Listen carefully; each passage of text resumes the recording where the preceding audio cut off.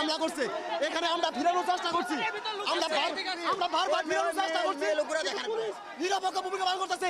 এই পুলিশ আছে এখানে হামলা দেশে একটা বিশৃঙ্খলা পরিবেশ সৃষ্টি হোক, এই পুলিশ আছে এটা।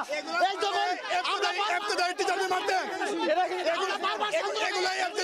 মারতে পারে, এগুলো ধান কাটা হতে পারে না। টিচারদের, এই শিক্ষকদের, বড় বড় বয়স্ক মানুষদের পিটাইতে পারছে, কিন্তু এখানে মায়ের সময় সাইড করে দিয়েছে মারামারি করার জন্য। এই হচ্ছে পুলিশের ভূমিকা।